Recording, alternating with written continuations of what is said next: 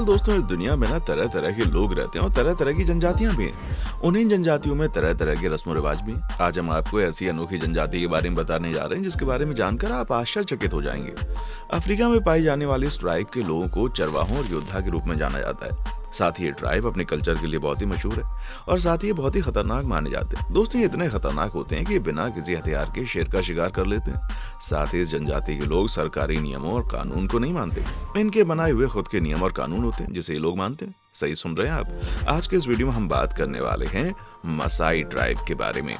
आज हम आपको इस ट्राइब का भोजन, शादी, विवाह तथा यहाँ के कल्चर के बारे में बहुत कुछ बताने वाले हैं। चलिए शुरू करते हैं आज का ये रोचक सफर। दोस्तों, ये जनजाति अफ्रीका में पाई जाती है। इस जनजाति के लोगों को चरवाहों तथा योद्धाओं के रूप में जाना जाता है। यह जनजाति तंजानिया तथा केन्या के जंगली रेगिस्तानी इलाकों में निवास करती है। ये जनजाति ट्राइबल और कल्चर के चलते बहुत ही मशहूर है।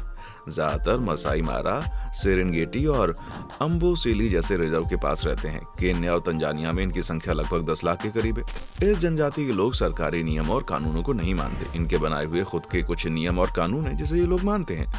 दोस्तों, सबसे पहले हम आपको बता दें ये मसाई जनजाति के लोगों का घर कैसा होता है। तो मसाई लोगों का घर अस्थायी होता है। वो घास फूस और गोबर से बना होता है। महिलाएं घर को बनाती हैं। इनका घर भी भारत के झुग्गी झोंपड़ी वाले लोगों के घर की तरह होता है। मसाई लोग अलग अलग दल बनाकर रहते हैं। एक परिवार के अंदर 20 से 40 लोग रहते हैं। प्रत्येक परिवार की झोंपड़ी अलग होती है। झोंपड़ी को घास फूस और पेड़ की टहनियों से बनाया जाता है। कई सारी झोंपड़ियों के बीच खुली जगह छोड़ दी जाती है और वहां पर रात के समय पशु आदि को रखा जाता है। पशुओं के चारों और बाढ़, जिसे क्रॉल कहते हैं, वो होती है। रात के अंदर चोर, डाकू और जंगली जानवरों की सुरक्षा का जिम्मा योद्धाओं पर होता है। वे रात में तलवार भाले लेकर अपने घरों की सुरक्षा करते हैं। जब आसपास की घास आदि खत्म हो जाती है तो मसाई जनजाति के लोग अपने पशुओं को लेकर अन्यत्र चले जाते हैं। वहां पर अपनी झोंपड़े वगैरह फिर से बनाते हैं और वहीं पर यह भी सिलसिला चलता रहता है। दोस्तों, यहीं अगर इनके पहनावे की बात की जाए तो यहाँ के पुरुष खतना के बाद काले रंग का वस्त्र पहनते हैं। इसके अलावा नीले रंग का वस्त्र पहना जाता है। इन लोगों के अंदर लाल कलर के वस्त्र को ज्यादा पसंद किया जाता है। 1960 के दशक के बाद इन लोगों को सूती वस्त्र पहनना भी सिखाया जा चुका है। तंजानिया के मसाई अब प्लास्टिक के सैंडल पहनते हैं। इसके अलावा महिलाएं लकड़ी के कंगन पहनती हैं जो इनके आभूषणों के अंदर गिना जाता है। महिलाएं कई प्रकार की सजावट करती हैं। गोरों के साथ संपर्क करने से पहले मोती ज्यादातर स्थानीय कच्चे माल से उत्पादित किया गया था। दोस्तों, आपको जानकर हैरानी होगी, मसाई जनजाति का सामाजिक संगठन अपने देश की तरह गोत्रों पर आधारित है। पुत्र का गोत्र पिता के गोत्र से निर्धारित होता है।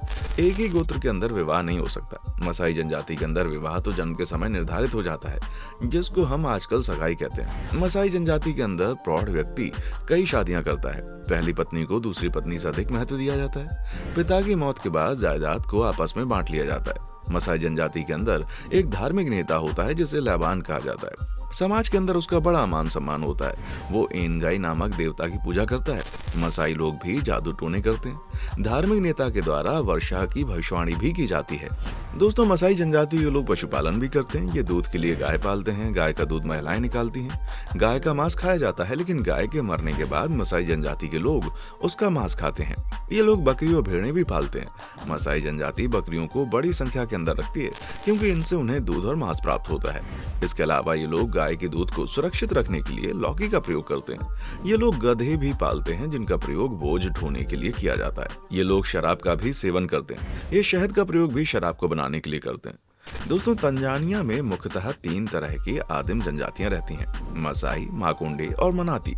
जब दुनिया विकास के नाम पर दौड़ते हुए प्रकृति के प्रति क्रूर हो चुकी है, ये जनजातियां पिछले 5000 साल से पुरातन तौर तरीकों के साथ रह रही हैं। यही नहीं, ये आज भी उसी तरह के पर्यावरण और माहौल में रहने के अभ्यस्त हैं। इन समूह का मुख्य पेशा गायों का पालन है और इसी के इर्द गिर्द इनकी अर्थव्यवस्था घूमती रहती है। यहाँ तक कि ये बहादुर लोग जंगलों में अपनी गायों की रक्षा के लिए जंगली शेर और चीते जैसे खूंखार जानवरों से भी लड़ जाते हैं। वो भी बिना किसी हथियार के इन खूंखार जानवरों को मार भी डालते हैं।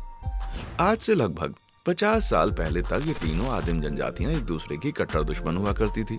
भूलवश भी अगर एक जनजाति के लोग दूसरी जनजाति के इलाके में चले जाते तो दुश्मन उनकी हत्या कर देता था। यहाँ तक कि सर को काटकर विजय के प्रतीक के रूप में अपने गांव के बाहर के सबसे ऊंचे पेड़ पर टांग देते थे। इस वजह से मसाई जनजाति के लोगों को लेकर बाहरी दुनिया में ऐसे भ्रम भी फैल चुके हैं कि सोशल मीडिया पर फेक न्यूज तक उड़ चुकी है।